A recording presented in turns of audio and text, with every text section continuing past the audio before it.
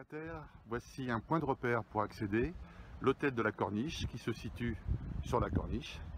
Et à 100 mètres, là où vous voyez une voiture qui démarre, juste après, vous aurez l'entrée de la résidence. Ici, rue de la Vallée, à 50 mètres, vous avez l'entrée du garage. Nous voici à l'entrée de la résidence. Je vous montre le plan. Nous sommes ici.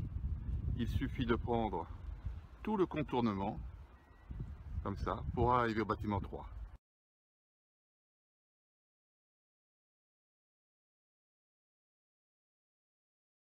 Je répète, l'entrée, nous sommes ici, la corniche est là. Vous rentrez, vous faites tout ce qui est à droite, droite, vous retournez ici pour arriver à notre appartement qui est le 4e en partant de la fin de l'allée, c'est le numéro 174.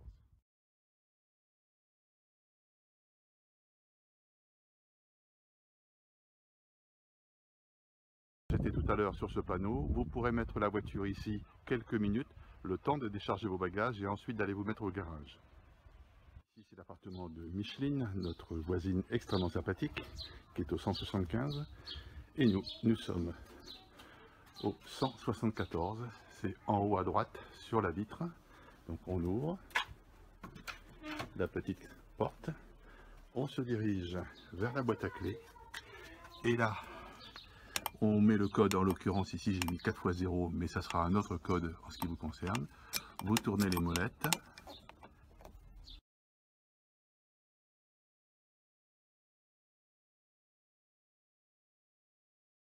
Voilà, avec le bon code, la boîte à clés s'ouvre.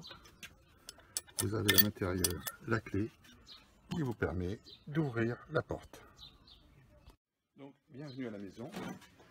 Vous êtes ici dans la première pièce, qui est finalement ce qu'on va pouvoir appeler la salle à manger, qui permet, il y a même un petit chauffage, mais ça ne sert pas beaucoup au mois d'août et au mois de juillet, mais peut-être plutôt en automne à Pâques. Un meuble de rangement dans lequel vous trouverez bon nombre de documentation. Voilà, un tiroir. Et la porte d'entrée principale, avec éventuellement de quoi occulter pour dormir. Maintenant, nous pénétrons dans la pièce principale, avec le clic-clac couchage de 2 personnes. La télévision 80 cm sur son meuble avec le chauffage. La cuisine, qui est composée d'une machine à laver de 8 kg. Plaque à induction. Pour ce faire, il faut absolument utiliser que ces casseroles spéciales plaque à induction. Ici, un four tout à fait classique, micro-ondes. Et le tiroir, grille-pain, une cafetière sans CO, c'est les capsules rondes.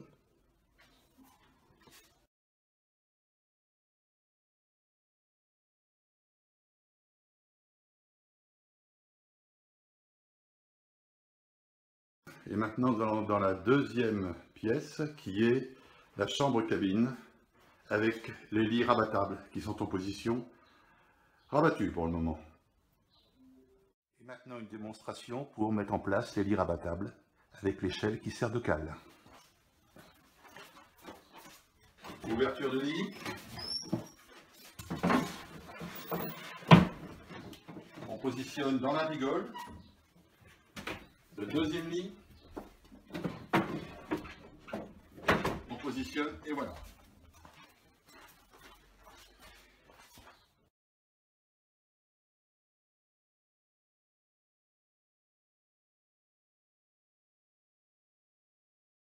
Le lit étant relevé maintenant en direction de la salle de bain, qui se trouve ici.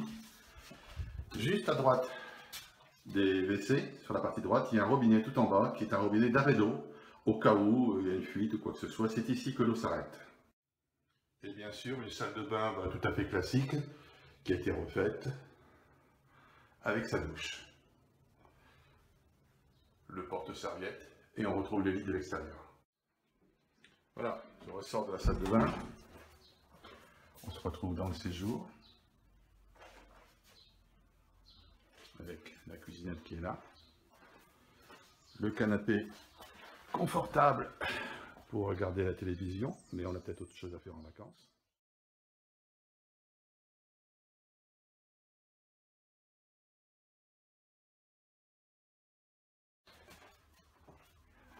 Salle de séjour pour déjeuner ou dîner, et éventuellement la petite terrasse pour prendre son petit déjeuner. Un dernier détail qui a son importance, suspendu ici, vous avez une clé avec un petit rond, un adhésif rond blanc, qui est la clé du garage que nous allons voir maintenant. En repartant, on referme cette unique porte. Voilà, on met la clé ici et on brouille la combinaison. Ça évite de perdre les clés dans le sable. Maintenant, direction le garage. Alors, en repartant par le même chemin par lequel vous êtes arrivé, et un peu plus loin, vous verrez la descente au garage et au local à poubelle. On arrive ici. Comme sur le port-salut, c'est marqué local poubelle et on va descendre. C'est quelques marches qui permettent d'accéder au garage et au local à poubelle qui se situe ici, sur la gauche, qui n'est pas fermé. Et voilà. On repart et on arrive dans le garage. Et là, on tourne à droite et on va jusqu'au bout, jusqu'à la sortie. En arrivant, en marchant tout droit, on arrive à l'entrée et sortie à la fois. Les voitures arrivent par là. Quand on arrive, je me mets dans la position d'arrivée d'une voiture. On ne peut pas rentrer dans la première à gauche parce que c'est un sens interdit. Par contre, on peut tout à fait rentrer la première à gauche autorisée, c'est-à-dire la travée B. Et là, c'est extrêmement facile, puisque le deuxième garage, le 90A, c'est le garage sur lequel la petite clé ronde va permettre de l'ouvrir. Donc l'entrée du garage que je viens de vous montrer à l'instant. Et là, c'est toute l'allée qui permet d'y accéder. Au début de la vidéo, je vous avais signalé que au coin, à l'angle de l'hôtel de la Corniche, 50 mètres à droite, il y avait l'entrée. C'est ce qu'on voit là-bas tout au bout, tout au bout. Voilà, et bien on ressort de la résidence par laquelle on est arrivé. Et on arrive sur l'avenue de la Corniche, ou le boulevard de la Corniche. Alors voilà, quasiment en face de la résidence, il y a un point d'observation qu'on appelle le trou du diable, qui se situe là-bas. À marée haute, avec les grosses vagues, ça peut être assez intéressant, voire impressionnant. Un peu plus loin, si vous continuez sur une centaine de mètres, vous avez la plage des Bussoleries, qui est une plage surveillée, qui est plutôt une plage pour faire du surf. Sinon, de l'autre côté, en repartant sur la Corniche, vous avez tout le long une multitude de petites criques qui permettent finalement de s'isoler. Un peu plus loin, à 1 km à pied, dans un virage, vous aurez une plage qui s'appelle la Pella Porto. Et cette petite plage a cette particularité, d'accord d'être petite, mais d'être très à l'abri du vent. Le jour où ça souffle un petit peu, c'est bien d'aller à la Pella Porto. Si vous continuez un peu plus, 100 mètres après, vous aurez la plage des Bussoleries de Croix-de-Vie.